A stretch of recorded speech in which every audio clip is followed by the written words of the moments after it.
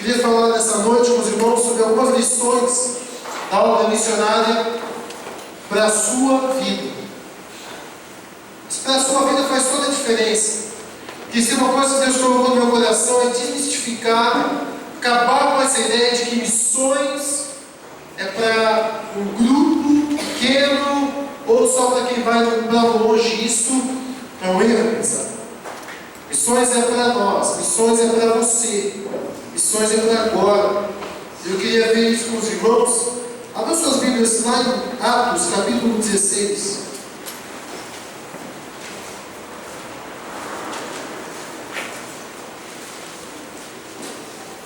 Atos, capítulo 16. Vamos ler do versículo 6 até o versículo 10. A visão de Paulo quando ele estava em Troade.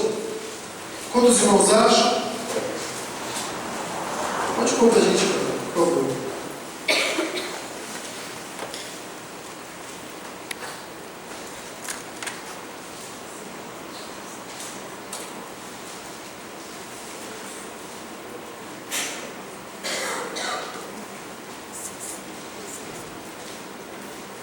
Atos capítulo 16. Nós vamos ler do versículo 1 até o versículo 10, perdão. Antes de ler, irmãos, queria que os irmãos prestassem atenção nesse mapa.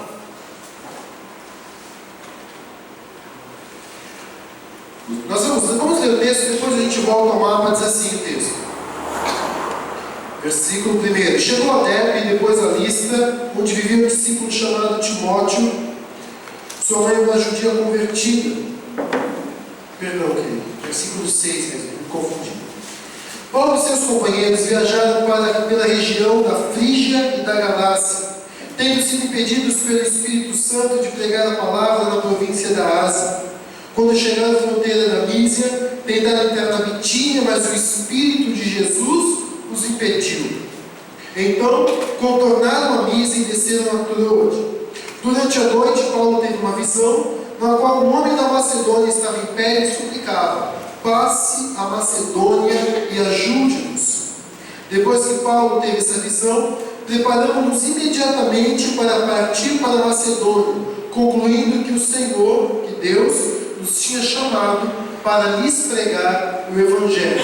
Eu quero então que os irmãos possam ter uma ideia. Ali em cima, infelizmente eu não trouxe o laser, mas você vai ter ali em cima, do lado direito, a Galácia, Capadócia aqui embaixo, e Paulo estava ali a Bitínia, e ele estava naquela área ali tentando pregar o Evangelho, tentando entrar nas cidades, mas ele não consegue.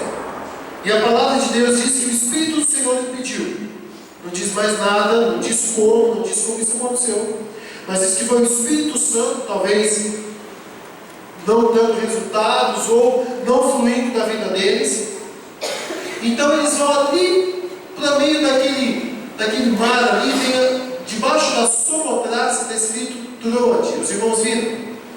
Tem Troade tanto ali quanto ali em cima, mais perto da Bitínia, mas é mais provável que eles estivessem ali, que era uma área portuária. Então eles estavam ali em Troade, e ali em Troade Paulo tem a visão. Então eles, no dia seguinte, eles viajam até Filipos, ali naquela região da Macedônia.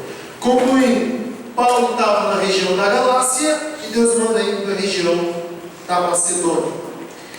E o que nós aprendemos nesse texto sobre a obra missionária para as nossas vidas? Em primeiro lugar, o que nós aprendemos é que a obra missionária é pregar o Evangelho. Simples, mas profundo. Porque quando a gente entende que obra missionária é pregar o Evangelho, nós entendemos que obra missionária é para todo aquele que entregou a sua vida a Cristo.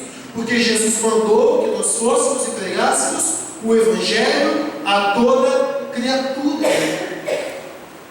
Então nós temos pessoas que nos cercam no nosso serviço, na nossa rua, nós temos na nossa família, pessoas que precisam ouvir de Cristo. Evangelho significa boas novas. Tem um texto na palavra de Deus que diz: quão belos são os pés daqueles que anunciam boas novas, quão formosos. Essa expressão se refere a um camarada que está voltando da guerra, correndo para dar notícia para a cidade de que eles venceram e eles estão libertos. É isso que é pregar o Evangelho. Eu vim te dar uma boa notícia. Você não é mais escravo do pecado. Eu vim trazer uma boa notícia. Jesus morreu no seu lugar. Eu vim trazer uma boa nova. Eu vim te trazer uma notícia maravilhosa. Sabe os seus pecados, aquilo que você faz e separa de Deus? Jesus pagou por você. Eu sou alguém que Deus mandou te trazer uma notícia. Deus veio porque te amou. Ele enviou o Filho dele para morrer no seu lugar. Você não precisa mais ter medo da morte. Jesus morreu por você. Precisa de curso para fazer isso? Precisa de evangelismo explosivo? Precisa de seminário para fazer isso?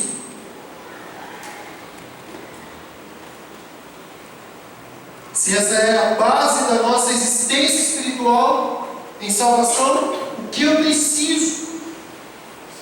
Igreja, precisa muito mais despertar do que dizer que eu tenho que aprender alguma coisa. Porque se eu não sei dizer a respeito do que é a minha salvação, que adianta saber que Deus é triuno? O que adianta saber que Jesus Cristo é 100% homem e 100% Deus? O que adianta saber que o Espírito Santo agora é permanente? O que adianta definir oração? Ou tantas outras definições, se eu não sei falar com uma pessoa qual é a razão da minha fé, da minha salvação, do que eu creio? Você é salvo em Cristo Jesus? Sabe dizer para alguém qual foi a ação, o poder de Deus na tua vida? Porque essa é a boa notícia. Não liberto dizendo aos outros, vocês são libertos também. Pregar o Evangelho na mente de Paulo. Não saia daqui.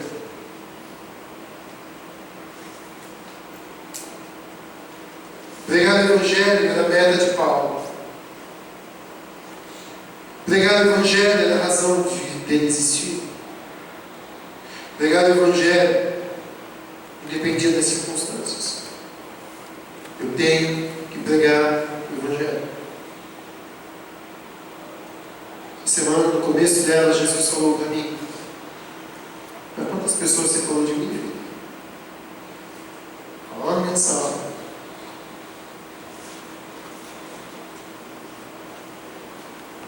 Você acha que eu quero tanto você bolando programas, fazendo mensagens, mexendo com artigos? Você precisa pregar o Evangelho.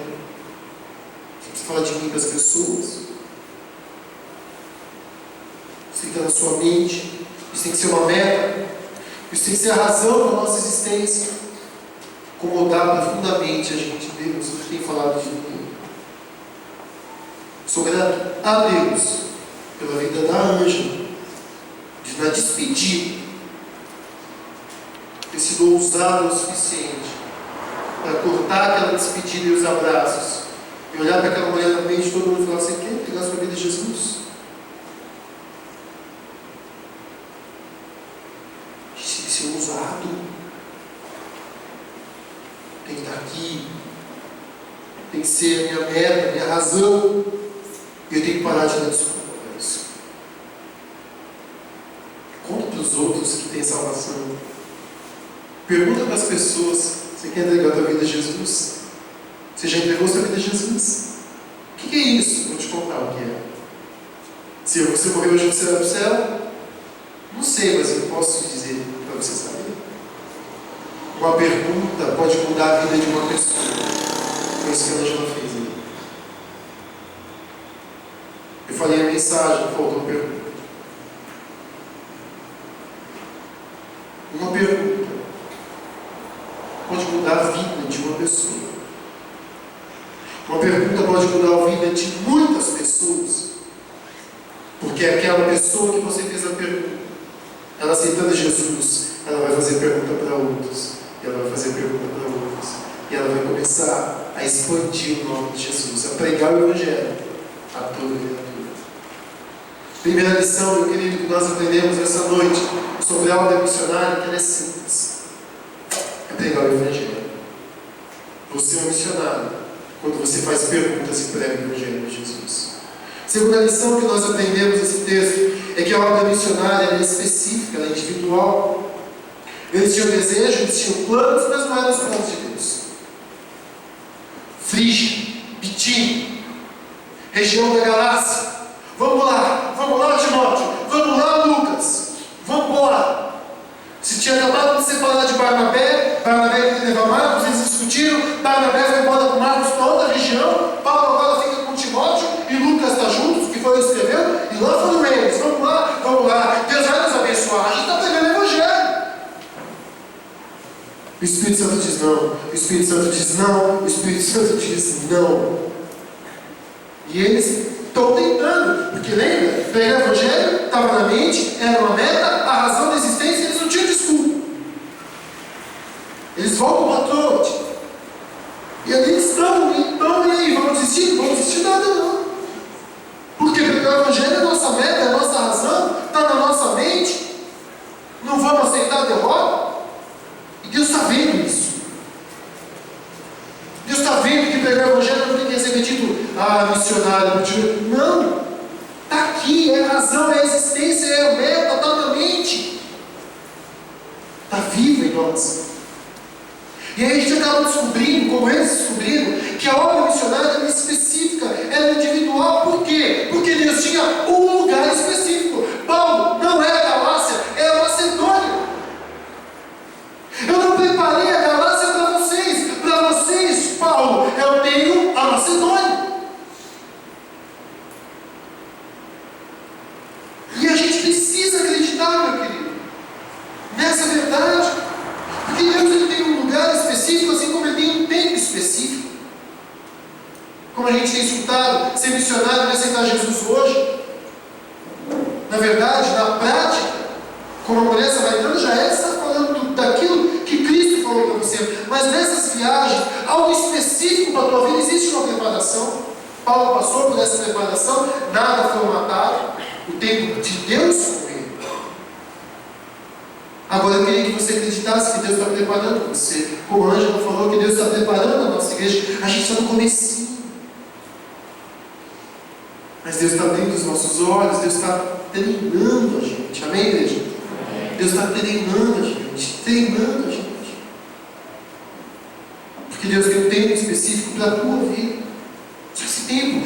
Esse tempo é proporcional àquilo que eu falei no primeiro ponto. Tem que estar aqui, tem que ser uma meta de vida e tem que parar de dar desculpa. Então a gente começa a perceber que Deus tem um povo específico. Paulo, não são os irmãos da Galácia, não são os Gálatas. Agora, são os nossos irmãos da Macedônia. Eu quero você na Macedônia. São eles que eu preparei para você ir. Eles são o seu povo. É a Macedônia, Paulo. Quem é o seu povo, meu irmão? Com quem você tem facilidade de trabalhar, alcançar o coração? Crianças, idosos, presidiários, prostitutas, índios, árabes, o povo. Deus, qual é o povo que o Senhor tem para mim? Deus mostra. Às vezes o povo que Deus tem para você é lá no seu condomínio. Às vezes o povo que Deus tem para você é lá na sua empresa. Deus, qual é o povo? E nem sempre estou dizendo quais são os fáceis. Porque se um dia você escutar a história, não vou contar inteira, do povo Alca, quem já foi no Palavra da Vida conhece a história do povo Alca. Os primeiros que foram lá morreram. Mas o povo Alca foi alcançado pelos filhos do que morreram. Nós vamos terminar a obra dos nossos pais. E os Alcas foram alcançados para Cristo. Nem sempre é fácil. Às vezes o povo que Deus tem para você é um povo difícil. Mas Deus quer usar a tua vida para um povo específico. E Deus tem um plano para você. Um dia eu quero trazer o testemunho de uma mulher chamada Corey ten Boom. Essa mulher, ela era húngara. E essa mulher convertida, a sua família, uma família convertida, eles escondiam os judeus na casa deles. Tem um livro e um filme sobre a vida dela, chamada Refúgio Secreto. Essa família é presa pelos nazistas. Então ela começa a obra dela lá nos campos de concentração, porque Deus disse para ela: eu tenho um povo específico para você. São os meus filhos no campo de concentração. Essa mulher entra lá com uma Bíblia milagrosamente. E ela sai de lá milagrosamente. Essa mulher, ela entra lá com uma Bíblia escondida. E ela fala: Senhor, seja o que o Senhor quiser. Porque as nazistas revistavam. E ela esconde, tira uma das ombreiras do vestido dela e coloca a Bíblia como se fosse uma ombreira. E as nazistas estão, e ela vai orando a Deus, ela vai orando a Deus. E ela na frente levou um cigarro escondido. Todas que estavam revistando passam a bater naquela nazista. E aquela mulher orando, ela dá um passo à frente. Quando as nazistas voltam, ela já entrou, e com aquela Bíblia desse tamanho, ela levou muitas mulheres a Cristo nos campos de concentração. Então ela sai, um dia chega para ela e fala: Corey, você está livre. E ela descobre depois que foi um erro administrativo aos olhos humanos. Deus libertando ela porque ela tinha muito para fazer através do testemunho dela. Corey ten Boom foi libertada porque teve um erro nos registros. E ela ficou sabendo que uma semana depois, todas as mulheres da faixa etária dela, no campo de concentração dela, foram mortas pelos nazistas. Deus tinha uma obra específica, um tempo específico, um povo específico para a vida dela. Ela entendeu isso e ela terminou a sua vida vivendo para Deus. E hoje a gente está falando dela aqui, porque ela viveu uma obra missionária. Quem conhece a história de Hudson Taylor, Deus colocou o interior da China no coração daquele homem. E aquele homem rico, aquele homem próspero, aquele homem que tinha tudo para ser um Zé Ninguém rico do mundo, vazio, não marcar a história. Aquele homem vai para o interior da China. E Deus transforma a vida dele transforma muitas pessoas. Foi o precursor das missões no interior da China. Porque Deus colocou algo no coração dele. Porque Deus tinha uma obra para ele. E meu irmão, eu quero te fazer uma pergunta: qual é a obra que Deus tem para você, meu irmão?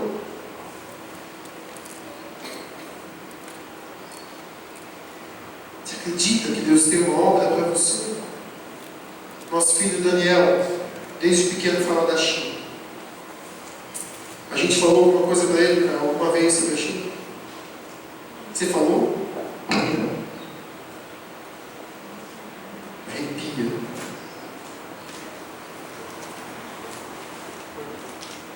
Quem Deus colocou no seu coração? O que Deus tem para a sua vida?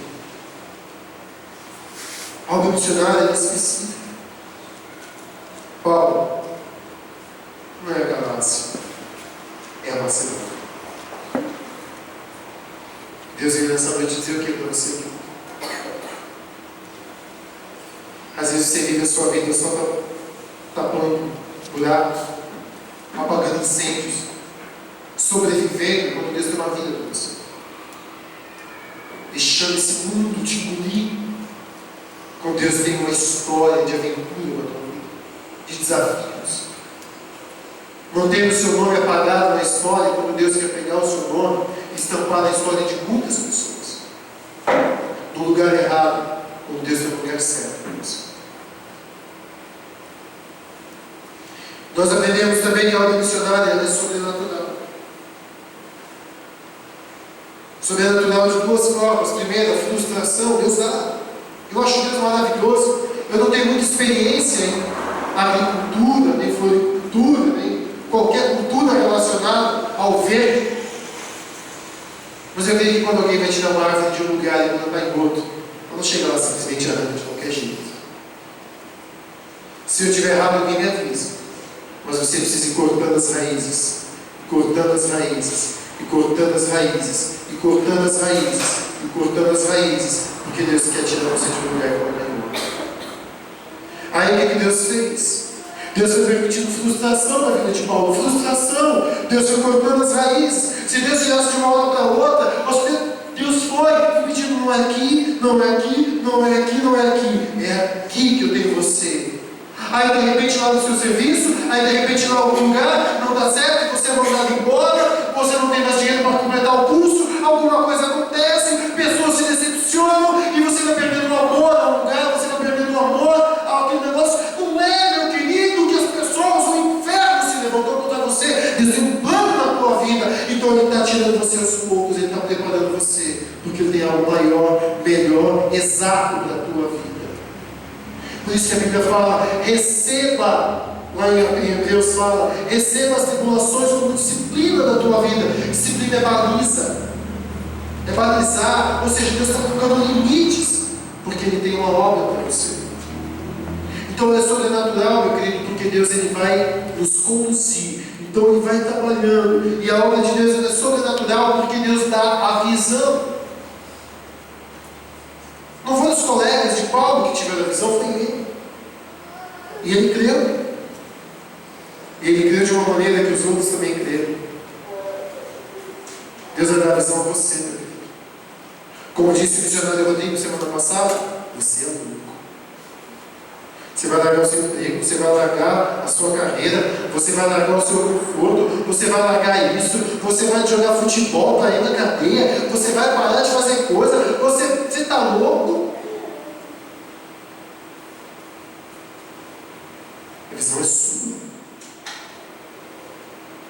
E é como você encara ela que os outros passam a encarar ela. Porque quando você tem convicção do que Deus tem na sua vida, as pessoas elas acabam acreditando. Porque você não tem dúvida. Eu sei o que Deus tem para mim. Porque essa chama apaga. Porque esse amor não diminui. Porque isso que está mexendo aqui dentro comigo continua. Faz tanto tempo eu continuo com esse desejo no meu coração. Não existe melhor lugar do que o lugar que Deus tem para a gente. Amém? Existe. Deus vai te dar a visão, querido. Paulo viu um homem pedindo ajuda. E nós aprendemos em quarto lugar que a obra missionária ela é emocional. Podia de outras maneiras ter acontecido isso. Podia Paulo estar dormindo, aparece uma luz nesse sonho, e nesse sonho aparece um anjo, e o anjo, grande e alto, chega para Paulo e fala: Paulo, o Senhor mandou dizer que o seu lugar é Macedônia, Filipos. Vá. Paulo ia. Mas qual foi o que Deus mostrou para Paulo? Uma pessoa, um homem, que no sonho chegava para ele e falava: vem nos ajudar. Vem nos ajudar.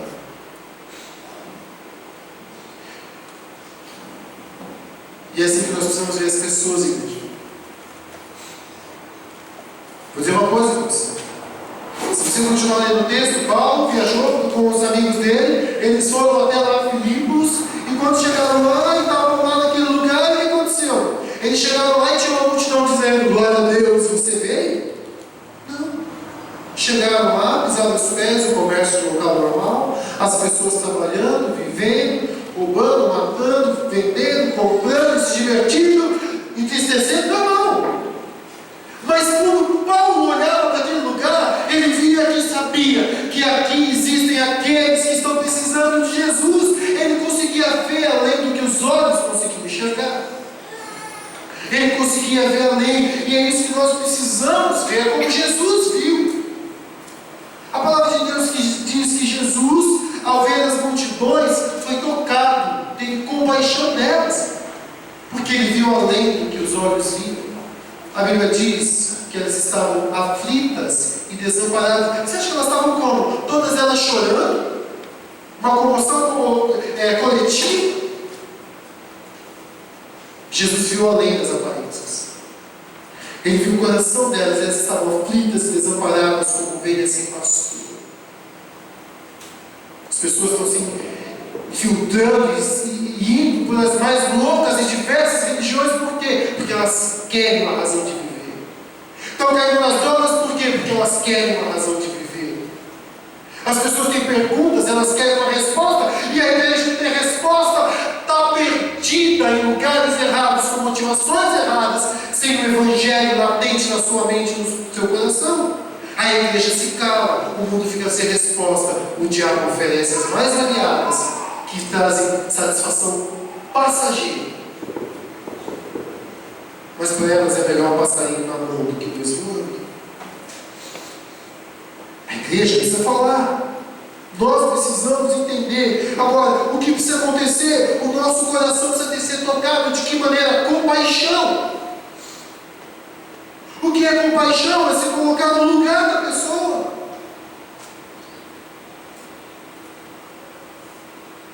Eu gostaria de ser uma pessoa que não conhece a Cristo e ter uma pessoa que conhece a Cristo tanto tempo trabalhando, sem falar do amor de Cristo para mim.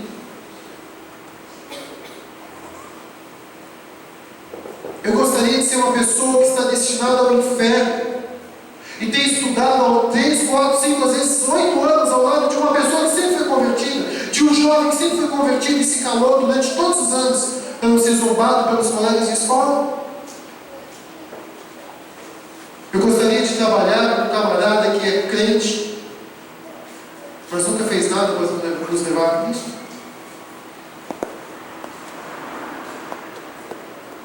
Se coloca no lugar da pessoa, porque é fácil se acomodar quando tem a salvação. Eu preciso do amor. Compaixão não é amor, compaixão é sentir o que o outro sente. O amor é o que nos leva a agir. O amor, meus queridos, nos leva a agir. Sabe qual é uma das maiores manifestações de amor de Cristo? A Bíblia diz lá em Romanos capítulo 8, versículo 5, melhor ao contrário, 5, 8, que Deus prova o seu amor para conosco pelo fato de ter Cristo morrido por nós. Mas isso não é a prova maior do amor. A prova maior do amor é a continuação do versículo, sendo nós ainda pecadores. E está entendendo? Amar quem te ama é moleza. Falar de Jesus para quem é legal, só falta ele, você gostaria que ele estivesse dentro da igreja? Isso não é amor, isso é interesse pessoal. Amor é quando falamos de Jesus para aqueles que nos perseguem, nos maltratam. É quando olhamos para aqueles que nos fazem o mal.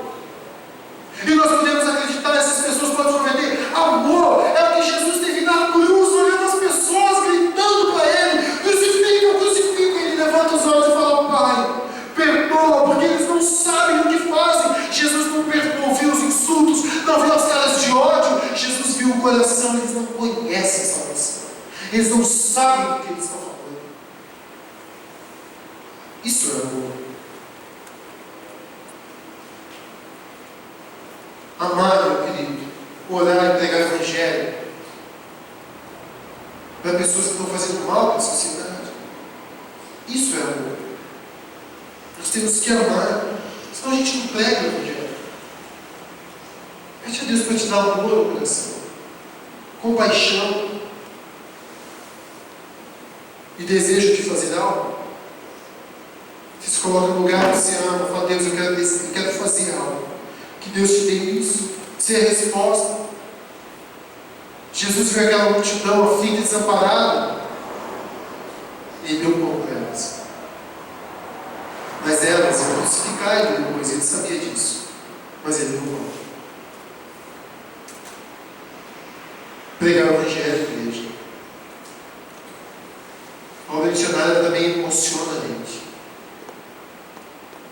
tem que tocar na gente, para que a gente consiga ver além do que os olhos conseguem enxergar, ou enxergar além do que os olhos conseguem ver. E a obra missionária, em último lugar, ela é urgente. Eles partiram imediatamente. Amém? E agora? Vai pregar. Atravessa a rua, chega no colégio, faça perguntas, ore antes, se enche do Espírito Santo, vai pregar, vai amanhã, começa agora, pega o telefone, liga para alguém, faz visita, ajuda, vai atrás, faz um bolo, chama para ir na sua casa, faz alguma coisa, mas faz agora, as pessoas estão morrendo. Não tem tempo a ser perdido. A obra missionária, quando você sabe o que tem que fazer, é agora. Não dá para esperar mais. É agora. Partimos imediatamente. Porque tem pessoas na Macedônia pedindo a nossa ajuda. Amém, igreja? Passa a Macedônia e ajuda-nos. Quero terminar dizendo, olha a Deus. Perceba, meu querido, Deus impedindo os seus planos. Peça a Deus visão. Se levanta, se prepara para pregar. E quando você estiver perto de alguém, é hora de agir, prega o Evangelho. Vou repetir. Quando você estiver perto de alguém. Quem? Prega o Evangelho. Prega o Evangelho no tempo e fora de tempo. Quando você estiver perto de alguém, fala de Jesus. Aquela região foi conquistada para Jesus. Você tem na sua Bíblia uma carta aos Filipenses. Você tem na sua Bíblia uma carta aos Tessalonicenses. Você tem na sua Bíblia em Atos 11 a nobre igreja bereana. Sabe de onde surgiram essas igrejas? De homens que viveram essa mensagem. Eu louvo a Deus, porque nós hoje temos uma igreja lá na comunidade de Anjos. Não começou por nós, começou pela missionária dela e alcançou a gente aqui. Ela está fazendo o nome dela quando ela está amando os outros, marcando a história dela. Na reunião de jovens, eu falei, você tem pessoas que marcaram a sua vida? Unânime. Adriana, você. Adriana, e você. Adriana, e foi. E você, meu irmão? Você vai passar a vida no lugar errado.